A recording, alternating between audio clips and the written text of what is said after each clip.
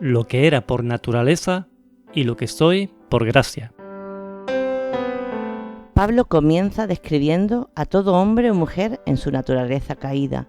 No está hablando solo de los judíos o solo de los gentiles, sino del hombre en general, lo que es cada hombre o mujer por naturaleza. En el versículo 3 lo va a dejar claro. Todos vivíamos así en el pasado, ya que cada uno debe tomar la decisión personal de rendir su vida a Cristo. ¿Qué nos dice Efesios 2 del hombre caído? Antes, ustedes estaban muertos a causa de su desobediencia y sus muchos pecados. Vivían en pecado, igual que el resto de la gente, obedeciendo al diablo, el líder de los poderes del mundo invisible, quien es el espíritu que actúa en el corazón de los que se niegan a obedecer a Dios. Todos vivíamos así en el pasado, siguiendo los deseos de nuestras pasiones y la inclinación de nuestra naturaleza pecaminosa.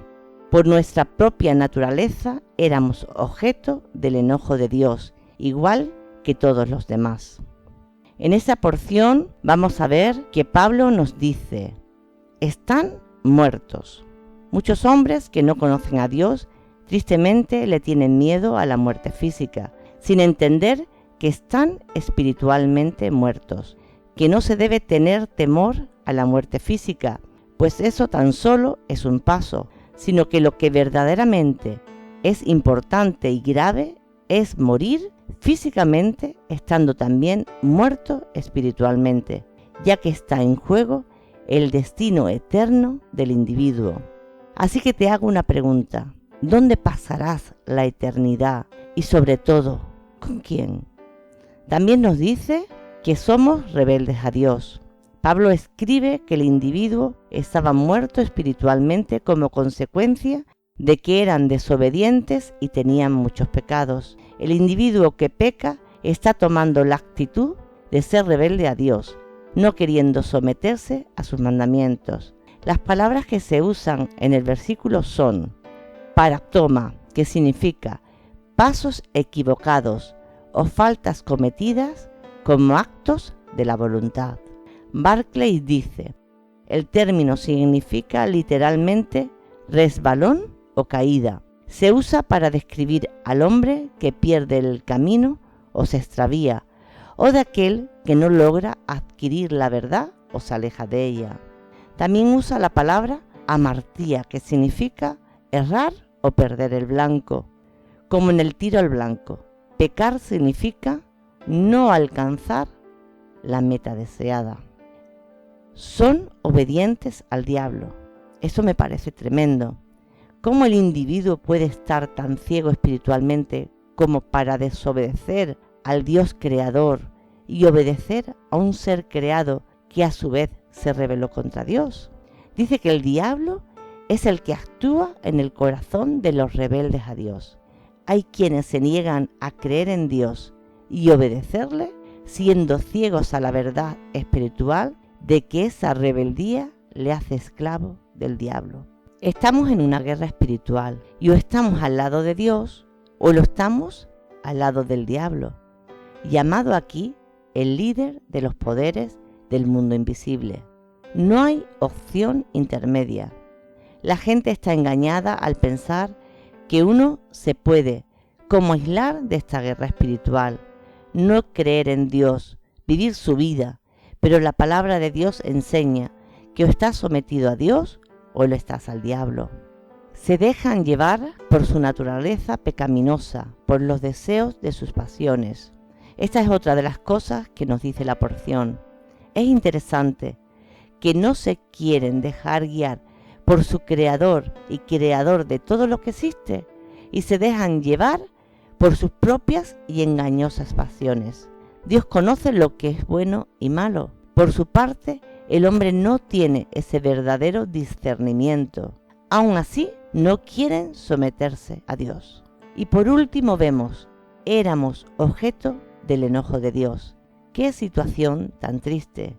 Dios, que nos había creado con todo su amor, y ahora éramos el objeto de su enojo.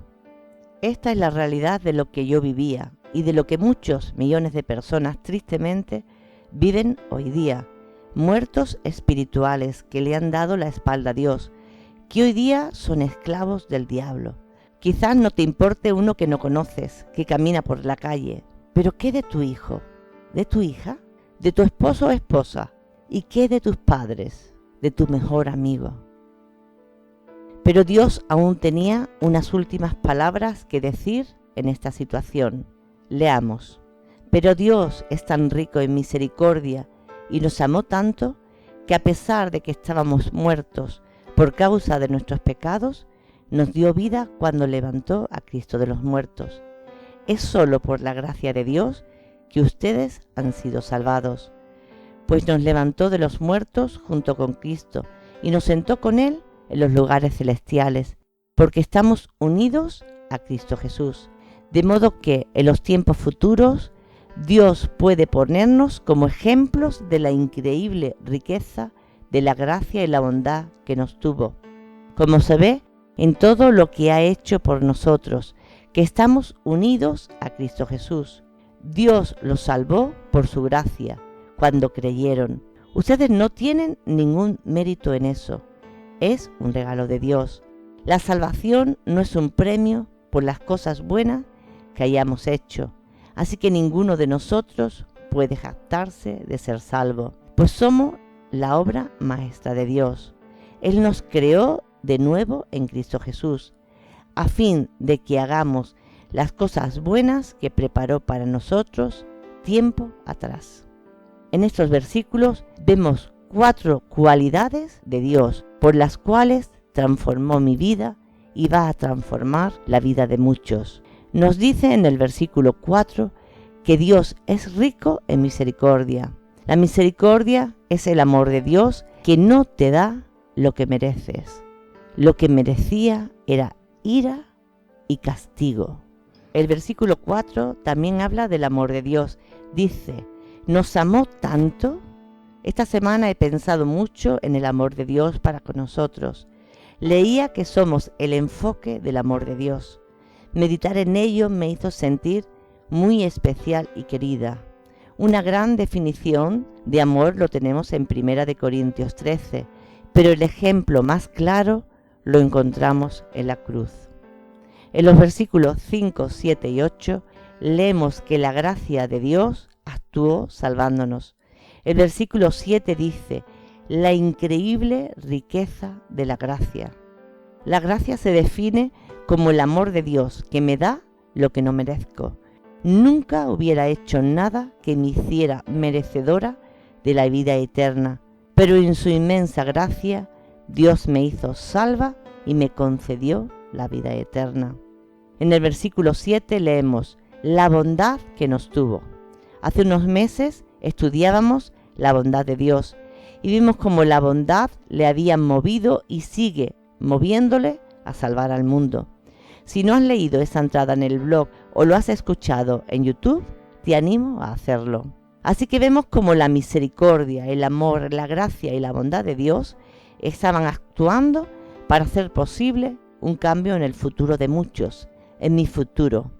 Y a pesar de que lo que vivía el hombre era consecuencia de sus actos, a pesar de que estaban muertos debido a sus pecados, no podía dejarlos abandonados y les dio vida.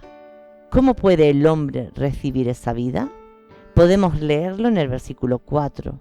Por la resurrección de Cristo.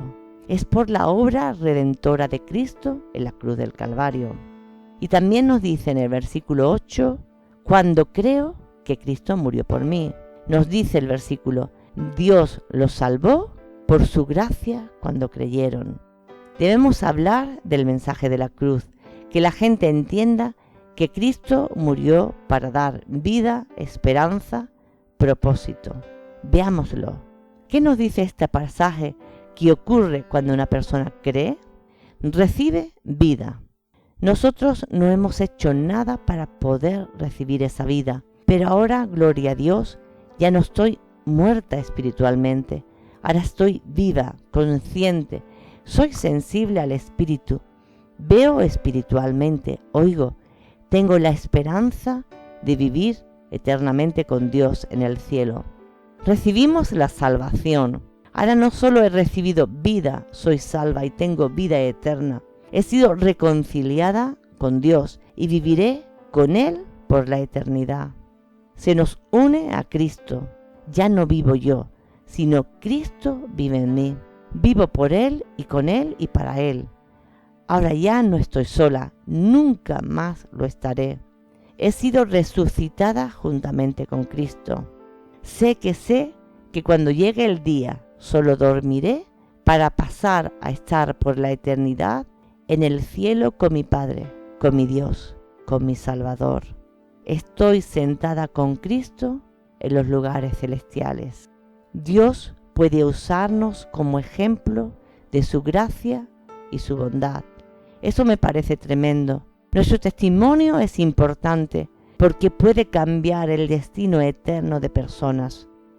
Soy lo que soy por su gracia y su bondad.